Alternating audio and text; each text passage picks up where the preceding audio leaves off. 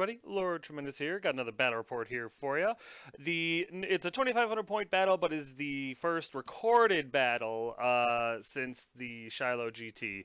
Unfortunately, I did have a game or two, I can't remember how many, where I honestly just completely forgot to bring my camera. I was so excited to play and getting the right models in my case and everything like that, that when I got to the local gaming store, we set all up and I realized I had left my camera right on the shelf where I wouldn't forget it, because the best laid plans. So, y'all did miss out on my first original list, but this is the new and improved list, which I subsequently changed after a few games, but here's why. This is my first attempt with this list against Death Holy Death. It's me, Lord Tremendous of the Undead Legions, versus Death Holy Death of the Vampire Counts. We are both playing. I'm playing with the Undead Legions rules. He's playing a pure Vampire Count army because at the time he was planning on going to a GT that didn't allow the Legion rules. He has since changed his mind, I think. But yeah. So he's playing a pure vampire count army. So if you see something that it's like, hey, he shouldn't be able to do that because of the Legion rules. His army was not designed using the Legion rules. Mine was. We're not using Kane Magic Phase or anything like that. But of course, I can march. I have a mix of vampire and TK. While he just has vampire counts, and if his general dies, he crumbles and all that other stuff. So we agreed to all this beforehand. We knew what the deal was, and life was good. So here's what happened. Assemble the army! Here's my adjusted list. I still have a Tomb King as my general, and let me tell you why. I had a Vampire Lord on an Abyssal Terror again in a couple of games, and he fell apart rather quickly. He either got just popped, or he would get kicked off of his mount and then killing blowed, and it just seemed like fate telling me try something else. Plus, by dropping the Tomb King and putting in a Vampire Lord, my skeleton brick, I really like it. I don't want a whole bunch of chariots as my core just because I don't like it. I don't want a whole bunch of archers as my core because once they get into close combat, I don't like it. So I wanted to keep the big brick of Skeleton Warriors because number one, I love that unit. Sometimes it fails me, sometimes it does great, but for the most part, it does great, and I really like it. Plus, it's all painted and it looks cool, and I just like it, so I want to keep it. So if when I took a Vampire Lord, I had to pay for a Tomb Prince to put in there, and it was like 150 points on top of the 400 plus points I'm paying for the Vampire Lord. So for all this, it's close to 600-700 points, and it's just like, okay, I can't sustain that and still have an army. It's starting to look like a skirmish force. So I dropped all of that, and I put a Tomb King with a shield, Sword of Anti-Heroes, Armor of Destiny, Dragonbane Gem, and other Trickster Shard. It's the kit I know. It's the kit I like. He's got a 4-up armor, 4-up ward. He makes you reroll your ward saves. He's got the Dragonbane Gem, so if you try to burn him up, you're not going to be able to do it unless the gods have aligned against me. And with the Sword of Anti-Heroes, sometimes he's got 6 attacks with Hatred because of the Necrotech at strength, 7, 8, 9, 10. It's glorious sometimes. So this is the best kit I have. Plus, I really like having a Tomb King leading my army. There's just something about that. Lord Tremendous deserves to be a king, even a dead corpse of one. Next, I have my High Lich Priest, Queen Elizabeth. She's still a level 4 wizard. She still has the Staff of Sorcery, and she still uses the Lorna Hekara. I loved it. It's, you know what, you don't fix something if it's not broke. So my Lich High Priest, Queen Elizabeth, is staying the same. I gave it a Staff of Sorcery because having a +5 to Dispel is more useful than having 2 Dispel Scrolls. I don't care who you are. It's very useful. It makes, I don't know why, but that extra +1 just makes it so much better. And I really like her kit, and I love the Lorna Hekara for a Tomb King, for any undead list. I don't know how you play without it. +1 attack, killing blow, 5-up ward save within 12 inches if you're feeling froggy, negative strength and toughness, negative movement and dangerous terrain checks, even the Vortex Skull thing. It's just, nothing's overpowered, everything's really nice, it really helps. I like the lore, I like bringing the guys back. Lorna Hekara, she's going to be pretty much a staple in my list. My hero choices have changed. I have added a vampire to my army. Lady Coco. It's the name of my dog. Don't ask. I love my dog. But she's a level 2 wizard. BSB, she's got a great weapon, armor, silvered steel, the Luckstone, and the Forbidden Lore, so she could take Lore of Metal.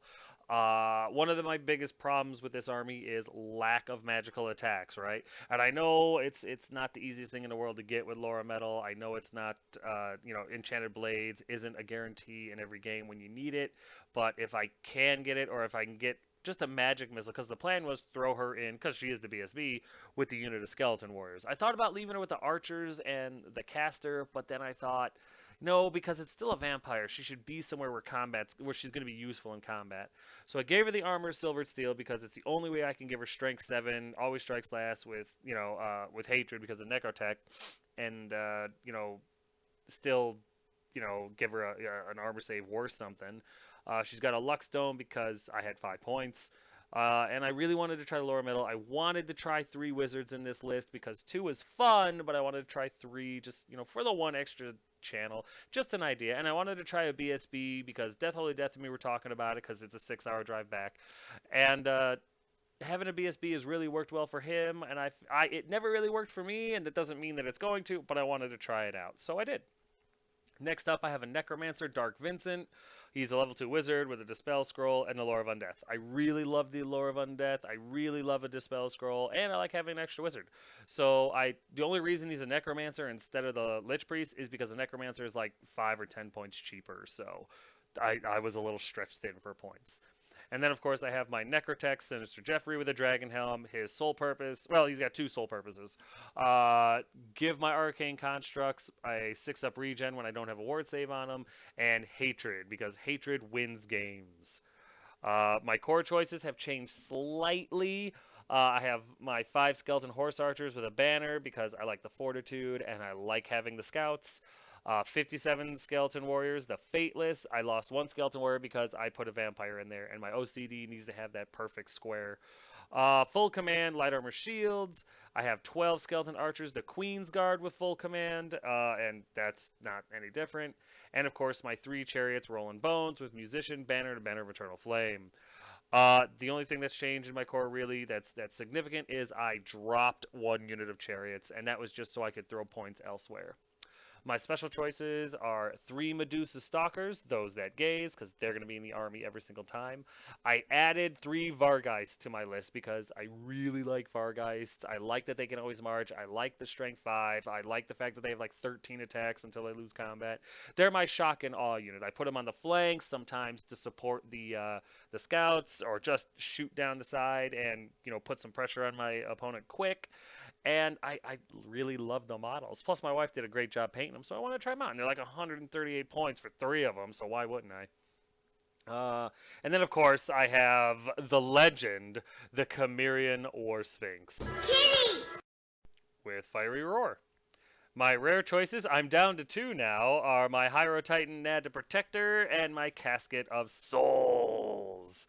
I know you're not surprised that I dropped that useless Phalapult. And you know what?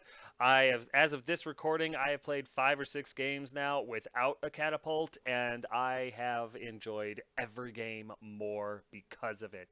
The hell with that thing. Although I must admit, my wife did a really spectacular job painting it. It is now on the shelf of shame. My opponent's list, I didn't get. Honestly, I just forgot. I forgot my camera. I forgot to get his list. Hey, it is what it is. Well, not in this particular game. I forgot my camera, but I just didn't get pictures of a list, so I have no idea what he had. Sorry. Here are my spells, and as you can see, there's a couple more because now I have 2 lists. It's close to the same. I think maybe like 1 more spell, but I have a smattering, and as you can see, I did get Enchanted Blades this time too, so that was kind of useful because Death brings Ethereal. And here are Death Spells, which are mostly from the lore of Vampire. I think he does have a couple of vampires using the lore of Vampire, maybe a Master Necromancer with the lore of vampirism and stuff like that. Basically, he likes a lot of invocation and a heck, which is smart. And here's deployment. I tried the turtle idea simply because vampires, they're a little slower. He's got a terrorgeist. You know, I just didn't see the reason to meet him in the middle of the table. So I crumped up on the right side there, and we started it off. The scouts came over on his left flank there just simply because I didn't see anywhere else to really put him that was going to be useful. And if I can get his Vargeist or his Terrorgeist anyway to go over after it and scream off the table, or engage them in any way, shape, or form, or even just make them fail a march check, then it's all the better. Because I really, since I don't have a catapult anymore, not that it was actually going to do anything, all I really have to throw at the Terrorgeist is a little bit of shooting and the casket. Everything else is going to be meh against this thing. But that was really the plan. Just try to screw them up, get a little bit of a traffic jam going up, maybe get some Lore of Undeath guys up, and just chaff them and whittle him down the best I could. Maybe, hope for a miscast and his vampire explodes or something. That'd be cool. Here's my opponent's center, which consists of from left to right, his Spirit Host, a unit of ghouls, a Terrorgeist, some Crypt Horrors, and a Mortis Engine. And here's his left flank, which consists of a boatload of Skeleton Warriors with Hand Weapon Shield, his BSB, two Necromancers, one I believe is a Master Necromancer, and his Vampire Lord, all in a skeleton unit, and then two units of zombies. Here's my right flank, which consists of my Scouts, my Chariots, and my Titan.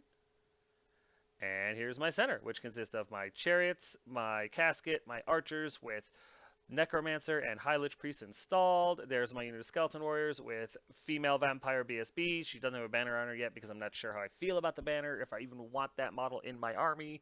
I have my Necrotech and Tomb King installed there. There's the Kitty, and there's the Vargeist. And I do know that they're not supposed to be all pushed together like that. I do change it later on in the game. I didn't realize it because, sorry. But yeah, like by turn 1 or 2, we realize it and change it. So, here's top of 1 after movement, and in true tremendous fashion, I don't get to go first. I never get to go first, so it is what it is. As you can see, he comes up cautiously, and I'm okay with that. The further back he sits, the better. I was going to take pot shots at some stuff. Really, the hope was get my Stalkers onto the table to either Care Bear stare at the Terrorgeist or the Mortis Engine and blow it up early. That'd be kind of cool. If not, well, then, it's just something he has to stop and deal with while the rest of my army hangs back and survives. But yeah, for the most part, his stuff comes forward reluctantly. During his magic phase, I stop a lot of the big spells, but he gets a couple of the smaller spells off, and he raises up a boatload of zombies. As you can see, there is 15 on the right side and 11 in the middle worth of zombies. He forgot his bag of zombies at home, and I'm just not a big enough jerk in a friendly game to tell him that, sorry, you don't have the models. It's just, that would be, I don't know who would do that, honestly. It was a mistake. I'm not going to really, fault him for that. But yeah, whole bunch of zombies came up. And that was it. So we go over here to bottom of 1 after movement, and I don't really move a whole lot. My scouts move around just a little bit, so maybe I can draw out his Terrorgeist. The hope was his Terrorgeist gets so far away from his BSB and his general that my casket, I can just 6 dice it and be done with him. As you can see, I remember the Vargeist are skirmishing, and I move them apart. The Kitty backs up a little bit because I don't want the Terrorgeist running over and obliterating them. The Vargeist back up for the exact same reason. There's just no reason for me to charge. There's no reason for me to get closer. There's no intelligent maneuvering I can do. So that's really it. My Chariots just kind of reform a little bit to get a better counter charge into some zombies, and that's it. During the magic phase, I'm able to get a unit of Spirit Host, well, a base of Spirit Host into the game, and that's always good to have free models on the table. And I'm also able to get Enchanted Blades off on the Vargeists. And that was more of a deterrent than anything else. I didn't really intend for the Spirit Host to come close or anything like that. I was just kind of putting it on there just to give him something to think about. And maybe even hold his Spirit Host back for a turn, which I thought would be kind of nice. Also, if he did try to dispel it, it would have just been Dispel Dice. So that would have been nice too. But nothing else happens, so we go over here to top of 2 after movement, and there's a little bit more. Not a ton. The zombies turn to face the scouts. Another unit of zombies, they come firing forward. The Terrorgeist kind of takes the bait and runs over to deal with the scouts, and I'm fine with that. I'll happily sacrifice my scouts to keep the Terrorgeist back there for another turn. His skeleton, train comes up with all of his characters in there, and to be perfectly honest with you, I have really no answer for that brick whatsoever, so I don't intend to deal with it at all. Spirit Hosts, Crypt Horrors, Mortis Engine, and Ghouls start to come around, but it's another turn before I really have to worry about them.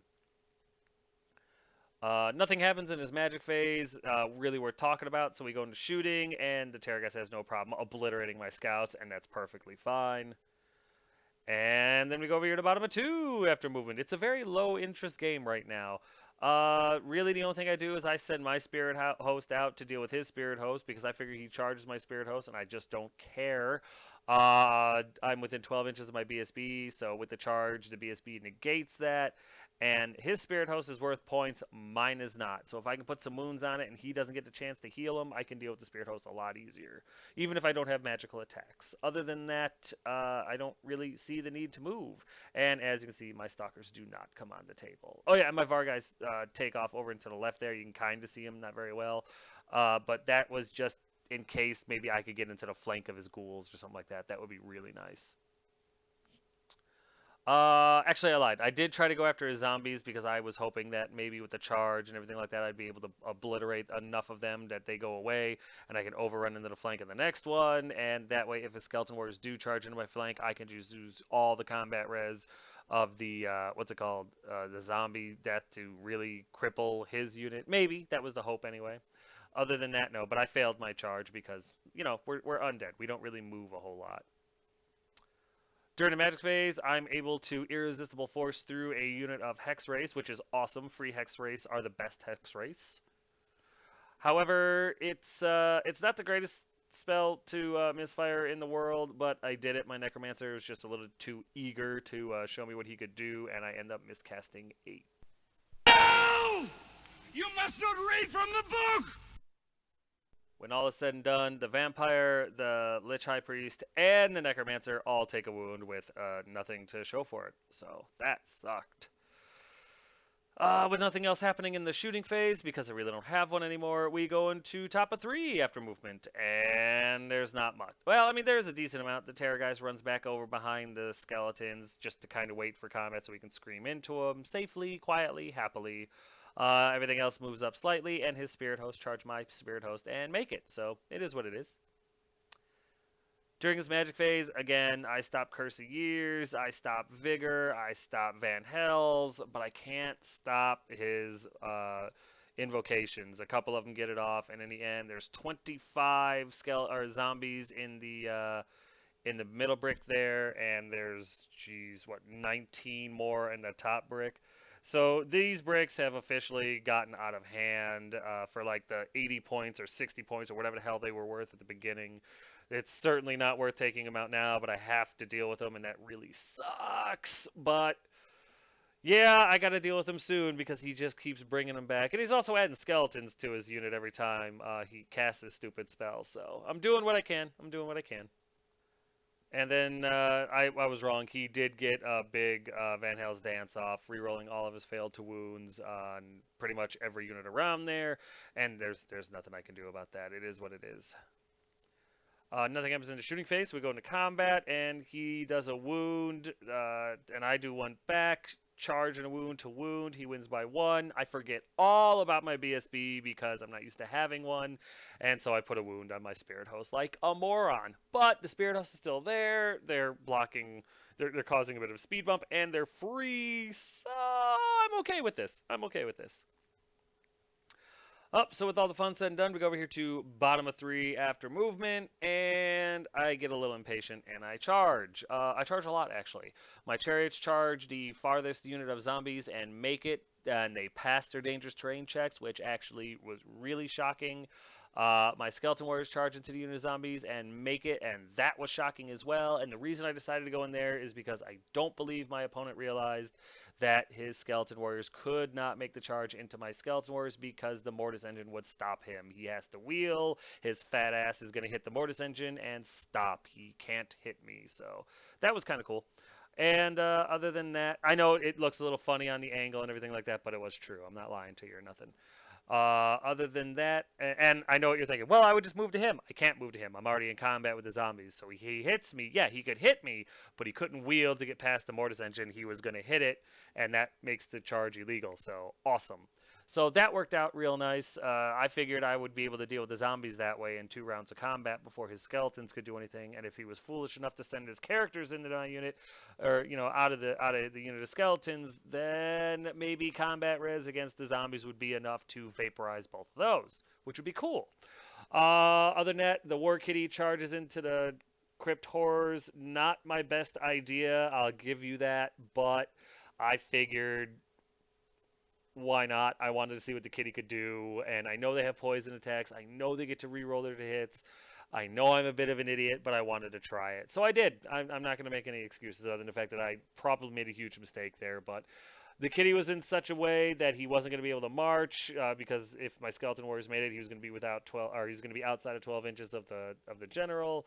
I didn't want to send him into the skeleton warriors because his vampire lord would have just had fun. So I said, screw it. I'm going to go ahead and go into the Crypt Horrors and hope that he doesn't roll a lot of sixes. My VAR guys do try to charge his Mortis engine. They needed like an 8. I was like, I should be able to do that, and I failed. So that sucked. And as you can see, my Stalkers came onto the table, and I decided to Care Bear stare at the Terror guys because it terrifies me. There's a better picture of my chariots making it into the zombies and my skeleton warriors making it into the other zombies. And there's a better picture of my kitty making it into the Crypt Horrors because I'm gambling. And there's a better picture of Vargeist not making it into the Mortis engine. I thought about sending them into the ghouls, but I'm an idiot. I should have probably sent him into the ghouls, but I thought if I get a hold of the Mortis engine and blow it up, it's going to do a bunch of damage to the rest of his units. Yeah, it's going to do some damage to mine too, but I was really hoping it would do more to him, and it was just hope. It was a bad call. It was a poor choice. I should have went into the ghouls, but hindsight's 2020. What can you do?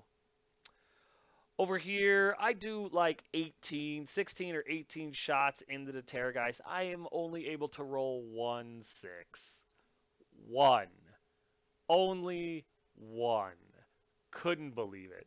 Just couldn't believe it. It got through, which was nice, but one. Ah, just bad roll. Just a bad roll. So we go over here into combat, and these flippin' ghouls. I'm able to actually get a 5-up ward save off on the War Kitty, if you can believe it. But the ghouls actually roll astounding. Like how I needed to roll a bunch of 6s in order to take care of the Terrorgeist. He needed to roll a bunch of 6s in order to poison the War Kitty, and he did. He rolled like 8 6s to wound. Couldn't believe it. And of course, I don't make any armor or ward saves, and the kitty dies. And you know what? I shouldn't have gambled. I shouldn't have thrown him away like that. I should have just moved him out of the way, but I didn't, and I'm an idiot for doing that. I forget all about the damn BSB again. Not that it was really going to help because he just gets killed, but it's just the way it goes sometimes. Just the way it goes.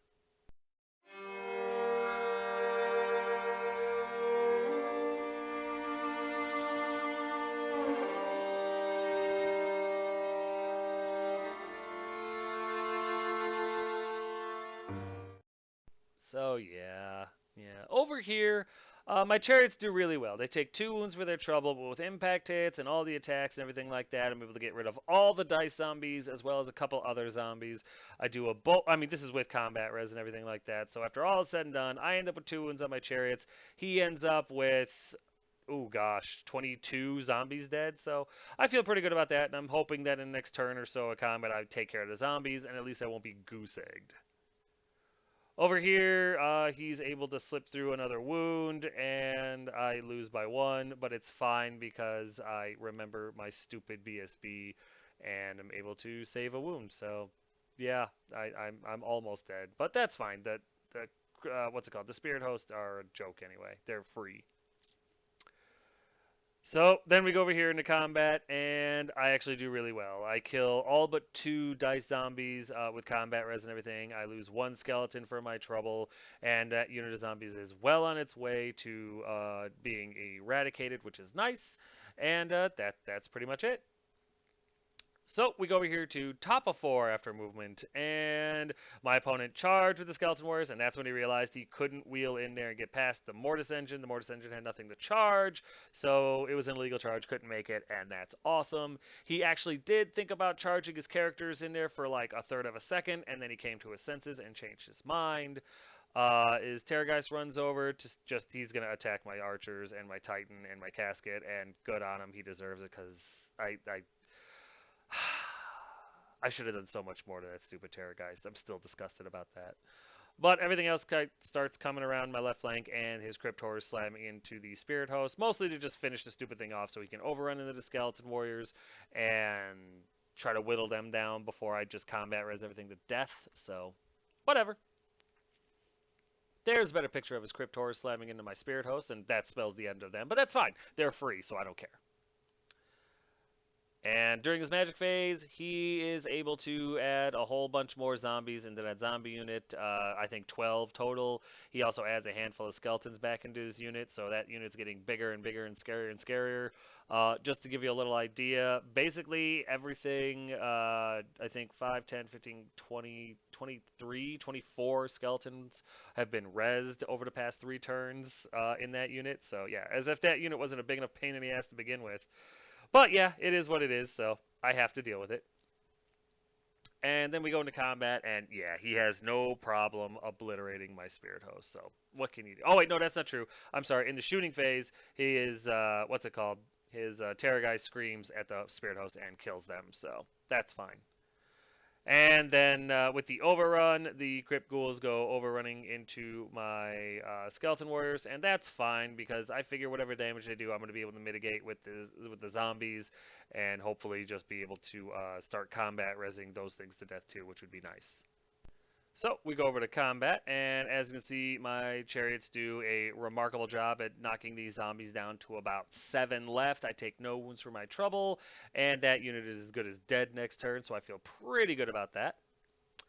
And then over here, I don't do quite that good. I lose a handful of my skeletons, and I don't have my ranks because I wasn't able to do any damage to the Crypt Ghouls, which kind of sucks. However, I was able to do minimal damage. I think I did not much, 6, 7, 8, maybe 9 wounds to the zombies. It really wasn't that good. I think I even lost this combat, to be perfectly honest with you. It wasn't good at all.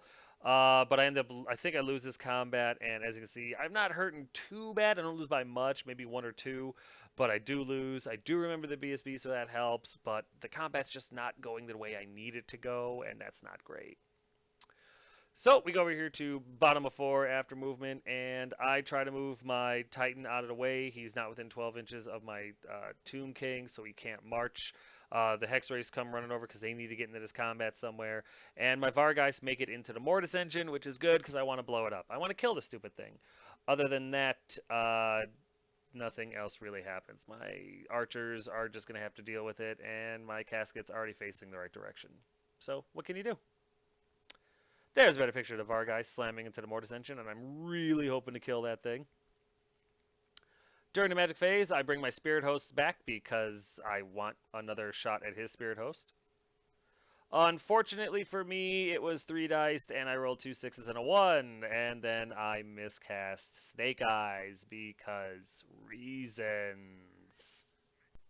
No! You must not read from the book! Needless to say, my unit explodes. The character gets sucked into the warp or just dies. He already had a wound on him from earlier anyway. So either he dies or gets sucked into warp. I really don't remember, and I believe 6 archers die as well. And the best part of all that is it was for a friggin' unit of Spirit Host. So, but you know what? I got 3 units. I got a Spirit Host, and I brought them back, and I have a unit of Hex Race on the table, and they're all there thanks to the guy who blew himself up. But that kind of sucked. And I did use his Dispel Scroll before he died, so I guess he was mostly dead anyway, but why do I have to miscast? Other people don't. Why do I have to?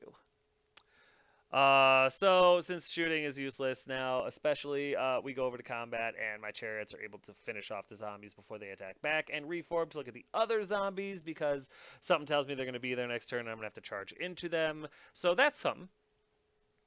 And then my Vargeists are actually able to finish off the Mortis engine, which is awesome. What's not awesome is that when that thing explodes, it mostly hurts me. Yeah, it actually really hurts me a lot. My Titan takes a wound, my Vargeist are down. Two of them die, one's got two wounds on him. I lose a Stalker. Two of my chariots explode. I lose a bunch of skeletons. I think I lose like four or five skeletons. My Hex Race are okay. My Spirit Hosts are okay. My archers, I'm down to like one archer, and my Hierophant, I think even my casket takes a wound. I mean, it's just, it obliterates. What I needed it to do to him, it does to me. His Terrorgeist is fine. He loses a few ghouls. He loses a handful of skeletons, a couple of zombies. His Crypt Horrors are fine. I mean, it's ridiculous. It was like the perfect explosion for him. He lost bare minimum. I lost a ton, and that's how I know that there's no justice in the universe. So yeah, just outstanding. That couldn't have gone any better for him. It really couldn't have. But the one remaining Vargeist is still frenzied, so he has to overrun, and he overruns into the skeletons, and that's fine, I guess, because he's gonna die anyway. So whatever. Then over here in combat, I ended up losing about four more skeletons. He loses, I think, bare minimum. I flub so horribly. I mean, just horrible rolls. But yeah, he eats up a bunch more. I think I lose his combat because his zombies are still basically okay, and his crypt ghouls, I think, have two wounds on him total. So this is really not going well for me. So with heart in hand, we go over here to top of five after movement, and his Terrorgeist comes over to deliver coup de grace to either my archer unit or my Titan. I really wasn't sure at the time. His Spirit Host charging the other Spirit Host because it went so well last time. His ghouls try to charge my Stalkers and fail by like an inch and a half, which was really lucky on my part, and everything else he has is dead or in combat. There's a better picture of his ghouls failing a charge, and that was something. During his magic phase, he's able to get Invocation off again. Heals the ghouls, brings more skeletons up, brings more friggin' zombies up, and I believe he's even able to. Yep, he is. He's able to bring Hellish Vigor into his unit of Skeleton Warriors, which is fine. His Vampire Lord's going to kill my Vargeist anyway. During the shooting phase, he kills my one remaining archer with the Terrorgeist. It's randomized. He actually only does one wound, but it's randomized, kills the one remaining archer, and that sucks. So now my Hierophant's all, well, my level 4 Lich Priest is all by herself, which means she's dead. And we go into combat, and his Vampire Lord makes way and tears the face off the one remaining Vargeist, which wasn't really unexpected.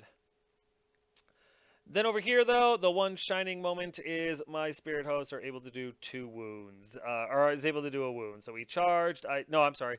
I did two wounds? Yeah, I did two wounds. I did two wounds. He charged to my two wounds. I win by one, and the Spirit Host has three wounds on it. So at least I won one fight. I feel good about that. Then over here, it's just I kill some zombies. He kills a bunch of my skeletons. I take care of some crypt horrors. This combat actually goes okay for me. Unfortunately, it wasn't enough to really get rid of anything. It is what it is. What can you do? And, well, at least the combat's going my way. I still have a full Horde Rick of 40 guys. My Tomb Prince is now in the back dealing with the crypt horrors, so that's something. I'm just trying to chew my way through these guys before it's too late. And so we go over to the bottom of 5 after movement. And my Hierophant can march. She's within 12 or something like that. So she gets the hell away from the Terrorgeist. Not that it's going to help, but it's something. The Titan runs into the Crypt Horrors. The Hex Race runs into Crypt Horrors because I need them to. I thought about sending the Hex Race into the Terrorgeist. I should have maybe done that, but I said, screw it. They're going into the Crypt Horrors because I need them to. Hindsight, she's 2020. And I decide not to charge with my chariot because I was worried about losing points. I'm not going to lose my chariot where he's at. I could send him into the zombies, but the Hex Race and the Titan were going in. So I decided instead of chancing fate, which really doesn't seem to like me, and moving him in the forest, I was just gonna leave him where he was and take some pot shots at stuff. Because I was afraid, honest to God, I was afraid to move my cherry because he was in the forest. Stalkers, on the other hand, they just stay right where they're at because actually they backed up a couple inches because I didn't want to lose them to the Crypt Ghouls. During his magic phase, during my magic phase, I'm sorry, I'm able to get the -2 movement and dangerous terrain spell off on the skeleton warriors of my opponent. That was more to stop him from doing anything, and if he moved, reformed, did anything at all, then because he actually has reformed, and as you can see, that's his BSB. He is facing to our right. The unit is facing to the right, just reformed huge wide. So yeah, he's but if he moves again for any reason, he takes a ton of dangerous terrain checks, and at -2 to his movement, I think their movement 2. So it's something. It's hope. However, it came at a cost. I irresistible forced it through and ended up rolling a miscast 6. No! You must not read from the book! The resulting miscast, as you see, does end up putting another wound on my Hierophant and ending my magic phase, so that sucks. Nothing happens in shooting or combat, or I'm sorry, nothing happens in shooting, so we go into combat, and my Spirit Host take a wound and deliver a wound back, killing his Spirit Host, which is great because that just catches me 45 points with free units, which I really, really like. Then we go over to combat over here, and the combine charge of the Titan with the Hex Race and the Skeleton Warriors gets it so that they all crumble and die, which is really, really nice. And without thinking about it, I overrun with the Titan. I don't know why I do that. I shouldn't have done that. But the hope was, well, no, I take that back. I know what I was thinking. The Titan charged into the flank of his Skeleton Warriors because it slows him down. If the Titan can survive one round of combat, then my opponent in his next turn, even if he doesn't survive the round of combat, it doesn't really matter. My opponent can't charge my Skeleton Warriors and kill a bunch of my characters. Can't kill my Vampire, can't kill my Tomb King, can't kill my Necrotech, can't kill my unit. So I sacrificed the Titan, yeah, and that sucks. But at the same time, if he does move any characters over to be in base to base with the Titan, then it's moving, and he takes a whole bunch of dangerous terrain checks, which I feel pretty good about. And all I need to do is hold him there for a turn with the Titan, and if the Titan survives as well, hey, that's how heroes are made. But it was a crapshoot. But the Titan did make its points back by getting a hold of the Crypt Horrors. The zombies are now dealt with. All the zombies are gone. My Hex Race overrun, so they're safe enough for the moment, but they're free, so it doesn't really matter. It's not ideal, but it does stop them from going and getting a hold of my big point unit, and that's where I've got to make my money.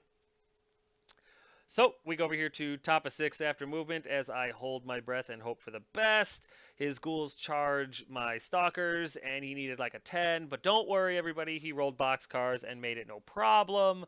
And his Terrorgeist runs over to Care Bear stare at my Hierophant, or my level 4 Lich Priest, because why wouldn't you? During his magic phase, he gets Hellish Vigor off on his unit of Skeleton Warriors, and that sucks. And then during his shooting phase, he has no problem putting a wound through on my Hierophant and killing her dead because there's nothing I can do that is Terrorgeist whatsoever. And to answer your question, yes, I have been 4, 5, 6 dicing the casket into the Terrorgeist all game, and he's been rolling it, and I swear to you, every time he picks up 3 dice, the same dice he just rolled 3 6s on to hit and wound, it's the same dice he picks up, and he rolls like a 1 and 2 2s and makes the damn leadership check for the casket leadership check with this damn Terrorgeist. He does it all the time. I'm pretty sure Death Holy Death is a warlock of some sort, or maybe a greater demon, but damn it. I can't. I just, it breaks my heart. So, yeah, my High Lich Priest is dead. And then we go over here into combat, and yeah, he makes way, or he doesn't even bother to make way. My Titan flubs spectacularly. 3 ranks, banner, and I think they even did a wound to him to charge in a flank. I lose by enough, and my Titan dies. He does reform to look at my Skeleton Warriors because he didn't want me charging him in his wide area there, so he turns and he reforms, and as you can see, like 14 or 15, like a bunch of his Skeleton Warriors die, but it's not going to really matter. I think even his BSB takes a wound. I think his vampire takes like one of his necromancers in the back takes a wound from dangerous terrain, but it's not enough to do anything. And I'm not sending anybody in there to die, so he just turns a face so that, if I do want to go into him, I have to deal with all of his characters. And then over here, it doesn't go terrible, actually. His ghouls charge and flub pretty much completely. I roll a ton of 5-up armor saves, which is absolutely ridiculous. My counterattacks, I was able to kill a few, I was able to stomp a couple, and I win this combat. But as you can see, there's still 11 ghouls there. So I did have some hope, I won't lie. I was like, oh, maybe I get the ghouls too. That would be awesome, because usually my stalkers are dead by now. But I'll take it. After what they failed to do to the Terror guys, they kind of owe me a unit, so we'll see. With all that said and done, we go over to bottom of 6 after movement, and there's really none. My Hex Rays just kind of walk through the Terror guys to do their damage to them or whatever, because they're fast cav. They just kind of whoop right through the Terror guys. I can hope. They're going to do 5 flaming hits on them or whatever, so we'll see. My Chariot, I finally get a little ballsy, and I charge a chariot at the ghouls, hoping to make it, and I missed by an inch. I think I needed a 10, and I rolled a 9. It was very close, and I passed my dangerous terrain check, so wouldn't you know it. Other than that, I refuse to charge his unit of characters surrounded by skeleton warriors, because I choose life, and other than that, I'm just kind of dead. As you can see, my Hex Rays tearing through the Terrorgeist might have done a wound to this thing. It really wasn't enough. And then in the magic phase, since really the only thing I have left is my casket, I 6-dice it, and I'm able to do 1 more wound to his Terrorgeist because it's Death Holy Death. He's a friggin' warlock. What can you do? We go into combat, and his ghouls do exactly what they did to the War Kitty. They roll so many poisons. It was like fighting Witch Elves again. And these things don't even have to reroll. They just literally put like 5 or 6 poison wounds through on my stalkers, and I couldn't even believe it. And I failed all my armor saves, and they died. They died before they could do anything. Well, they died without doing anything, and it just broke my heart. But you know what? The Stalkers really aren't for combat, and when you're fighting against Death Holy Death and his dice decide they like him, which is pretty much 90% of the time, yeah, I mean, with the same dice that he passed a 3-up leadership for a friggin' Terrorgeist for, the same dice he used to kick the crap out of my Stalkers. So, what can you do? And with all that said and done, there it is, guys. There's the end of the game, and I lost. Not by much, but I definitely lost. And I do see where a few mistakes were made. I do see where there's some weaknesses to the army and some strengths. I did see some things that I really, really liked. So yeah, I'm gonna try this, list out a couple more times because it's kind of my thing, and come back with something different and see how it goes from there. But you know what? We'll get to the recap in a minute because right now this game is over. That's it, man. Game over, man. It's game over.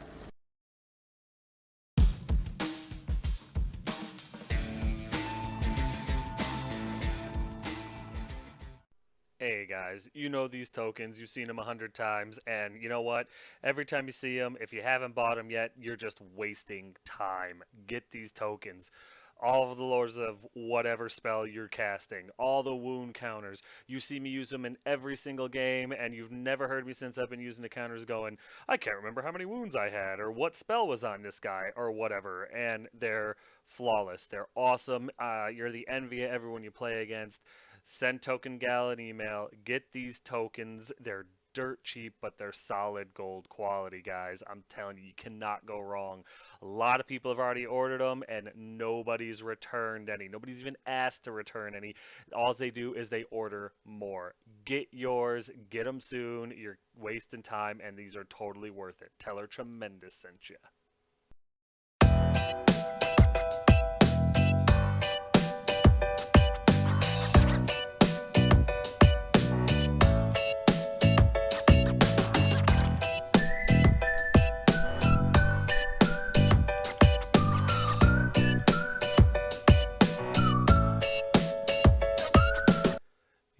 That's that's right. I don't know if you were paying attention or not, but we got a few new pictures. So not only does Unleashed Wargaming paint amazing models for commission and stuff like that, send him an email. He does excellent work, as you've seen from the pictures. Not only does he do all the different Magic lore cards for Warhammer Fantasy, I mean every lore. You want Storms of Magic? Send him an email. You want Lore of Fire? Send him an email. You want every lore that's ever been out in 8th edition? Send him an email. These things are solid. They're laminated. They're on cardstock. They're Photoshop made. They're amazing. And they're good. They're well priced, guys. I'm telling you. And now he's also doing 40K cards, the psychic stuff or whatever. I don't play 40K, but if you do, there's nothing wrong with that. But there is something wrong with it if you don't get these cards and if you don't have your models painted by them. Just throwing it out there. Just, you may, if you feel guilty, that's because you know you're wrong. But send this guy an email, get your models looking good, get the cards that you need, get your real game going, and tell him Tremendous sent you. You're not going to regret it.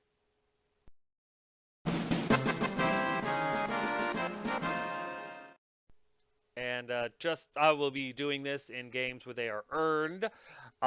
Since Death Holy Death beat me in a fair game that we played all the way through with a definitive winner, he earned the first ever issued I beat Lord Tremendous green die. I also have red dies for that say I got beat by Lord Tremendous with a different smiley face. He looks much more angry than this happy-go-lucky looking individual right here. But Death Holy Death is the first and proudest owner of the first I beat Lord Tremendous green die. The only way to earn these dice is to play me in a full game where there is a definitive winner and a definitive loser, no draws or anything like that. And you can only ever get one of each one. If we play 500 games and you win 500 games, you will only ever get one green die of this one. When I run out of these and I order more, then it all starts over for that particular die. But yeah, that's how you collect the set. It's a little incentive to play me because I'm kind of a jerk, and it's just kind of fun. I like giving them out. So yes, everybody cheer for Death Holy Death for kicking my teeth down my throat once again and getting an award. So yeah, it could be you next time. Are you good enough to get a green die? Are you? But yes, in the end, it was a defeat for Lord Tremendous. We did total up the points, but the pictures I took were so blurry I could barely read them, so I wasn't exactly positive what the numbers were, but he beat me by about 350 something points. So, close game. All things considered, especially when I'm playing against Death Holy Death, it was a very close game, and I felt pretty good about that. I ended up losing my Lich High Priest, my Necromancer, my Scouts, my Skeleton Archers, my Vargeist, my Stalkers, my Kitty, which hurt my heart, and my Titan. The Vampire accounts lost their Spirit Host, all of their Zombies, their Mortis Engine, and their Crypt Hoarders. So he didn't lose nearly as much as me, and that's why he won. Not a terrible showing for this new list. Not sure how I feel about the Lore Medal. It really didn't do anything this game. It was really never overly useful. To be perfectly honest, I forgot about it a lot. I'm just not used to having it, and I just didn't think of it because I'm not the best player in the world.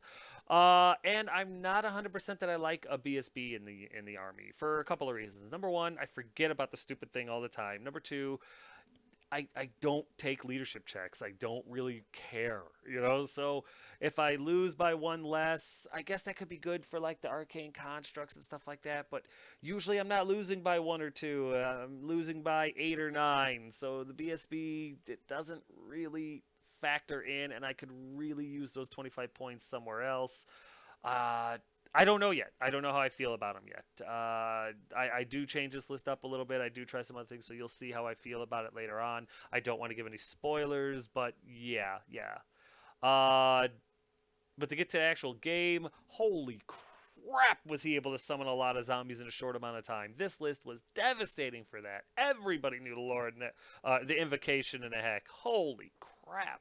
So I take it as a moral victory that I was able to take all the zombies out. And I'm recording this on the day that Walking Dead came back on. And you know what? This is for Rick Grimes, guys. This is for Rick Grimes. I took those zombies out for him. Walkers, zombies, he would respect me for doing it. That Mortis Engine explosion was devastating to me. It really took the soul out of my army, literally. And it did so little to Death Holy Death. I swear to you, this guy was Gandhi in a previous life. The way karma works with this kid is unbelievable. I mean, I know he's good. I know he's good. I wouldn't play him if he wasn't good. He's a fun opponent. But I swear to you, he has so much good karma built up. I mean, he must literally save babies and that are wrapped in puppies like every single day. He must be donating trillions of dollars to people all over the world because the dice karma this guy has. I mean, some people would take human life for it, and I'm really starting to eye people differently just because I want that karma. So watch out. No, I'm kidding. I'm kidding. I'm not going to kill anybody. But it's just, wow. Wow, that Mortis Engine explosion. I did not seeing it go that way. Just did not see it. I should have, but I didn't. Like I said before, not 100% about the vampire and the unit of skeleton warriors. I like the extra damage, but I might prefer to take an extra kitty instead because he's actually about the same cost as a second War Sphinx. I might prefer to make him into a white, especially if I could decide to keep the BSB. Killing Blow would be cool. I could give him a great weapon. It'd be fine. It's just, he'd be toughness 5. I kind of like having the third caster. Maybe Laura Metal isn't the way to go with this guy. Maybe changing some stuff up and trying a different lore. Vampires, perhaps. I don't know. But there's just a lot of stuff I have to think about. And I got plenty of time. There's a GT Carnival of Chaos in New Orleans. It's their first ever, so I'm really looking forward to going to that one. I love being at the groundbreaking stuff, and I know the guys that are running it, so that's a huge thing. I like these guys. So and gal, there's one gal. So they're good people, and if you can make it down to New Orleans in May, and or you want to check out the Carnival of Chaos, then you should do it because this is awesome. But I have plenty of time before that comes in order to figure out what kind of list I want to bring. So we're good. We're good. Expect to see some list change, which I'm sure everyone's looking forward to. My poor kitty. It was a gamble. I never should have charged him into the ghouls. That was so stupid. But imagine if it had gone the other way. That would have been so great. But oh well. He rolled way more 6s than I expected him to. I was really hoping to be able to attack and blow up, his flaming breath and then overrun, or at least do so much damage to the unit that was basically crippled. That would have been great, but best laid plans, right? What can you do? But you know what? This is a damn good game, and Death Holy Death earned the first ever Tremendous Greenness. First dice ever given away by Lord Tremendous. Yeah, I did just refer to myself in the third person. He earned it. I'm glad that he earned it. I'm glad that it wasn't one of those, well, it was so close. It was actually a draw, but blah, blah, blah. No, I don't have a dice for a draw. I have one if you beat me, and I have one if I beat you. Draws, you don't get dice. Get off the fence. So, kick my ass or get your ass kicked, but you're not getting a dice for a draw. Draw settles nothing. You owe me a rematch. That's the way I see it. But yeah. Hopefully next game I get to give away a red one. But if not, my future opponent, unless of course it's Death Holy Death, if they beat me, will get a green die, and I will report the facts to you. I promise. But this is an excellent test run of my new list. Excellent opponent, and I am looking forward to the rematch. But yeah, guys, that's going to do it for this battle report number 193. I am 7 battle ports away from 200, and number 200, I'm going to give out a little spoiler right now because if you've been listening to me talk for the past 10 minutes on this recap, then you deserve to hear the fact that I have just got done playing this weekend, as of this recording, and I'm recording this on the 8th. I got done playing a 24,000 point battle. There was 12,000 points separated between 3 armies against me and 12,000 points on my team of Undead Legions. And the game took us about 10 hours to play, and it was epic. It was brutal. It had highs and lows, and it's awesome to see that many models on it. We had to push 2 tables together, and we were still cramped. It was awesome. So Battle Report 200. Go ahead and set your calendars. I'm hoping to have it up by March-ish, but I've got all the pictures. I just got to do the slideshow and the audio, and then, yeah, Battle Report 200 will be one to remember, so you might want to take leave. Expect it to be a long one. But as always, guys, that's going to do it for this one, so if you have any questions, comments, concerns, or complaints, feel free to put them in the comment section below, and I'll get back to you as quick as I can. But, yeah, guys, thanks!